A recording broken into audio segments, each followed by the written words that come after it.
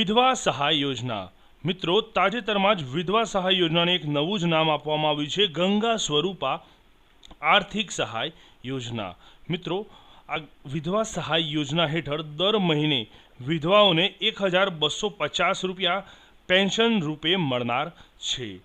તો મિત્રો ચાલો નિહાળીએ આ વિધવા સહાય યોજનાની અરજી કેવી રીતે કરવી તે વિશે। વિધવા સહાય યોજનાનો હેતુ શું છે? તો સમાજમાં નિરાધાર વિધવા બહેનો સમાજમાં સન્માનભેર જીવન જીવી શકે તે માટે ગુજરાત સરકારના મહિલા અને બાળ વિકાસ વિભાગ દ્વારા આ યોજના ચલાવવામાં આવે છે। આ યોજના અન્વયે વિધવા બહેનોને આર્થિક મદદરૂપ થવાનો ઉદ્દેશ રહેલો છે। લાભાર્થીઓને સહાયની રકમ રૂપે દર મહિને રૂપિયા 1250 મળવાપાત્ર રહેશે। વિધવા સહાય યોજનાનું નામ બદલીને અત્યારે ગંગા સ્વરૂપા આર્થિક સહાય યોજના કરવામાં આવ્યું છે, જેમાં વિધવા બહેનને 21 વર્ષથી વધુ ઉંમરના પુત્ર હોય તો પણ આ યોજનાનો લાભ મળનાર છે। વિધવા સહાય યોજના 2024 માટેની પાત્રતા। તો આ વિધવા સહાય યોજનાનો જેને લાભ જોઈતો હોય તેની પાત્રતા શું રહેલી છે તે જોઈએ। તો ગુજરાતના મૂળ નાગરિક હોય અને એમને આ યોજનાનો લાભ મળશે તો તેઓ મૂળ ગુજરાતના હોવા જરૂરી છે। આ યોજનાનો લાભ વિધવા લાભાર્થીઓને મળશે, તો મતલબ જે સ્ત્રીઓ વિધવા છે તેમને જ આ યોજનાનો લાભ મળવાપાત્ર થનાર છે। ગ્રામ વિસ્તારોના અરજદારોની કુટુંબની વાર્ષિક આવક 1,20,000 કરતાં વધુ ન હોવી જોઈએ।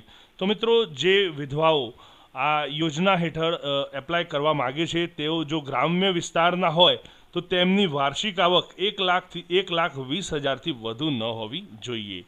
અને તે જ મુજબ શહેરી વિસ્તારોના અરજદારોની કુટુંબની વાર્ષિક આવક 1,50,000 કરતાં વધુ ન હોવી જોઈએ। તો મતલબ તે શહેરી વિસ્તારમાં જો રહેતા હોય તે વિધવા તો તેમની કુટુંબની વાર્ષિક આવક 1,50,000 કરતાં વધુ ન હોવી જોઈએ। 18 વર્ષ કે તેથી વધુ વયની કોઈ પણ નિરાધાર વિધવાઓને મૃત્યુ પર્યંત વિધવા સહાય લાભ મળવાપાત્ર થનાર છે। તો મતલબ વધુમાં વધુ 18 વર્ષથી ઉપરની જ સ્ત્રી હોવી જોઈએ। 18થી ઉપર કોઈ પણ વર્ષ હશે તો પણ ચાલશે, પણ મિનિમમ 18 વર્ષ તો તે વિધવાને થયેલા હોવા જરૂરી છે। હવે જોઈએ આ એપ્લાય કરવા માટે જરૂરી આધાર પુરાવા કયા રજૂ કરવા પડતા હોય છે। તો વિધવા મહિલાને 1,50,000થી ઓછી આવકનો દાખલો જોઈશે। અરજદારનું રેશન કાર્ડ મતલબ તેમના ઘરનું રેશન કાર્ડ જોઈશે। અરજદારનો આધાર કાર્ડ અને ચૂંટણી કાર્ડ જોઈએ। અરજદારના પતિના મરણનો દાખલો, મિત્રો આ ડોક્યુમેન્ટ ખૂબ જ જરૂરી છે। પતિના મરણનો દાખલો જેના પરથી તમે સાબિત થાય છે કે તમે વિધવા છો કે નહીં। અરજદારનો લાઇટ બિલ અથવા વેરા બિલ અને પુનઃ લગ્ન કરેલ નથી તેનું તલાટી મંત્રીનું પ્રમાણપત્ર જરૂરી છે। અરજદારની ઉંમરનું પ્રમાણપત્ર જેમાં શાળા છોડ્યાનું પ્રમાણપત્ર, જન્મનો દાખલો અથવા સિવિલ સર્જનનું પ્રમાણપત્ર જરૂરી છે। અરજદારનો તાજેતરનો પાસપોર્ટ સાઇઝનો ફોટો જોઈએ। 2 સાક્ષીના તાજેતરના પાસપોર્ટ સાઇઝના ફોટા અને આધાર કાર્ડ જરૂરી છે। સાથે તલાટીશ્રી પાસેથી મેળવવાનું પુનઃ લગ્ન કરેલ નથી તેનું પ્રમાણપત્ર દર વર્ષે જુલાઈ મહિનામાં રજૂ કરવાનું હોય છે। તો મિત્રો આ વિધવા જે છે તેમને પુનઃ લગ્ન કર્યા નથી તેનું દર વર્ષે તેમને પ્રમાણપત્ર તલાટી પાસેથી લેવાનું રહેતું હોય છે અને તે દર જુલાઈ મહિનામાં રજૂ કરવાનું હોય છે। હવે જોઈએ વિધવા સહાય માટે કેવી રીતે અરજી કરવી। તો અરજી કેવી રીતે કરશો તે જોઈએ આપણે। તો વિધવા સહાય યોજનાનું ફોર્મ ભરવા બાબતે નાગરિકોના મનમાં ઘણા બધા પ્રશ્નો હોય છે। વિધવા પેન્શન સ્કીમનું ફોર્મ ઓનલાઈન ભરવાનું રહેશે। તો મિત્રો આનું જે ફોર્મ ભરવાનું હોય છે તે ઓનલાઈન ભરવાનું હોય છે। વિધવા લાભાર્થી જો ગ્રામ્ય વિસ્તારના હોય તો તેમને ગ્રામ પંચાયત ખાતે VCE એટલે કે વિલેજ કોમ્પ્યુટર એન્ટરપ્રેન્યોર પાસેથી ઓનલાઈન અરજી કરવાની રહેશે। ખાસ આપ જાણશો કે જો ગામડા વિસ્તારના હોય તો ગ્રામ્ય પંચાયત ખાતે VCE એટલે કે વિલેજ કોમ્પ્યુટર એન્ટરપ્રેન્યોર પાસે ઓનલાઈન અરજી કરવાની રહેશે। અને જો તાલુકાના અરજદાર હોય તો મામલતદાર કચેરી ખાતે કોમ્પ્યુટર ઓપરેટર પાસેથી અરજી કરાવવાની રહેશે, જેની વધુ માહિતી નીચે મુજબ છે।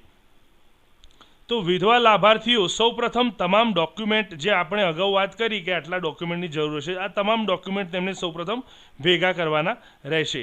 તમામ ડોક્યુમેન્ટ એકઠા કર્યા બાદ ગ્રામ્ય પંચાયતના લાભાર્થી હોય તો VCE પાસે જવાનું રહેશે, અને જો તાલુકા અથવા નગરપાલિકા વિસ્તારના લાભાર્થી હોય તો તેમણે મામલતદાર કચેરી ખાતે કમ્પ્યુટર ઓપરેટર પાસે જવાનું રહેશે. VCE અથવા મામલતદાર કચેરીના કોમ્પ્યુટર ઓપરેટર તમને વિધવા સહાય યોજના ગુજરાત ફોર્મ PDF આપશે. તો મતલબ તમને એક PDFમાં એક ફોર્મ હાર્ડ કોપીમાં એક તમને ત્યાં ફોર્મ ભરવા માટે તેઓ આપતા હોય છે, જેમાં અરજદારે ફોર્મમાં તમામ વિગતો ભરવાની રહેશે, જેની સાથે તમામ દસ્તાવેજો આપે જોડવાના રહેશે. વધુમાં આપને એક જણાવી દઉં કે આના કુલ 3 ફોર્મ છે. 3 ફોર્મ મેં વિડીયોના લિંક ડિસ્ક્રિપ્શનમાં મૂકેલા છે, ત્યાંથી તમે એ ફોર્મ ડાઉનલોડ કરી શકશો, અને આ ફોર્મ ભર્યા બાદ તમે જે તે કમ્પ્યુટર ઓપરેટર પાસે જઈ આ ફોર્મ ઓનલાઈન પણ ભરાવી શકો છો. તો આ વિડીયોના લિંક ડિસ્ક્રિપ્શનમાં કુલ 3 PDF ફોર્મ મૂકેલા છે, જે આપ ફ્રીમાં ડાઉનલોડ કરી શકશો.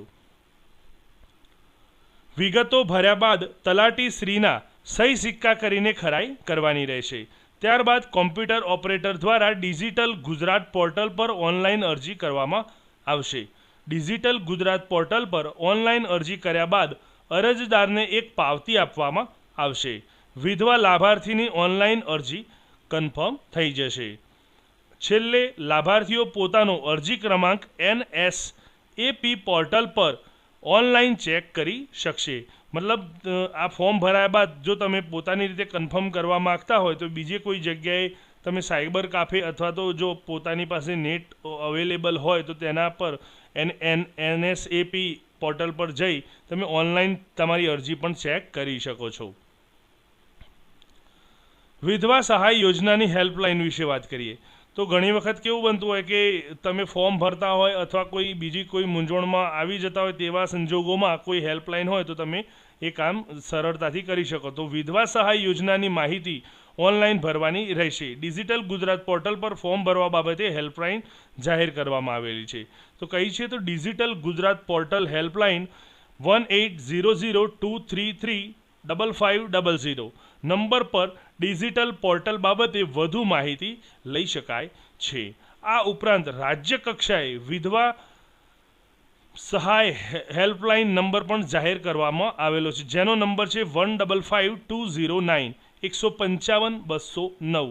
જે હેલ્પલાઇન નંબર છે રાજ્ય કક્ષાનો, તે પણ તમે ઉપયોગ કરી શકો છો. તો આ બંને નંબર દ્વારા આપનો જ્યારે ફોર્મ ભરતા હોય અથવા અન્ય કોઈ મૂંઝવણ હોય તો તેને દૂર કરી શકાય છે.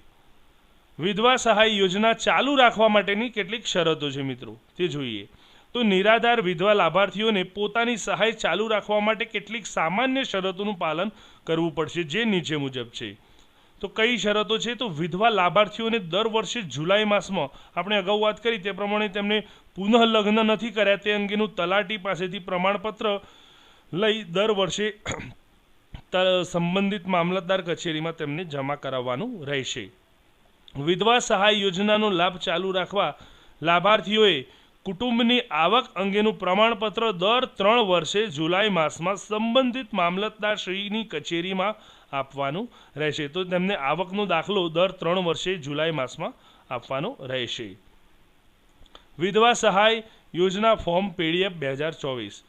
તો ગંગા સ્વરૂપા આર્થિક સહાય યોજનાનો લાભ મેળવવા માટે 2 અલગ અલગ ફોર્મ હોય છે, જેમાં Indira Gandhi national widow pension scheme IGNWPS માં BPL કાર્ડ ધરાવતા લાભાર્થીઓ અરજી કરી શકે છે. તો મતલબ જે લોકો BPL કાર્ડ ધરાવે છે તેમણે Indira Gandhi national widow pension સ્કીમનું ફોર્મ ભરવાનું રહેશે. અને જ્યારે ડિસ્ટિટ્યૂટ વિડો પેન્શન સ્કીમ DWPSમાં કોઈપણ વિધવા લાભાર્થી જે આવક અંગેની મર્યાદામાં આવતા હોય તે અરજી કરી શકે છે, પરંતુ લાભાર્થીઓને સહાયની રકમ એક સમાન દર મહિને ₹1250 મળવા પાત્ર જ થશે. તો મિત્રો આ જે વાત કરી 2 ફોર્મ અલગ અલગ છે, તે બંને ફોર્મ મેં વિડીયોના લિંક ડિસ્ક્રિપ્શનમાં મૂકેલા છે, તે આપ ત્યાંથી ડાઉનલોડ કરી શકશો. અરજીનું સ્ટેટસ કેવી રીતે ચેક કરવું? તો આપે જો વિધવા સહાયનું ફોર્મ ભરેલું હોય, હવે તમારે અરજીનું સ્ટેટસ ચેક કરવું છે તો કેવી રીતે કરશો? તો તેની પણ એક પ્રોસેસ છે. ગુજરાત રાજ્યમાં વિધવા સહાય યોજનાની ઓનલાઈન અરજી કર્યાનું સ્ટેટસ જાણી શકાય છે।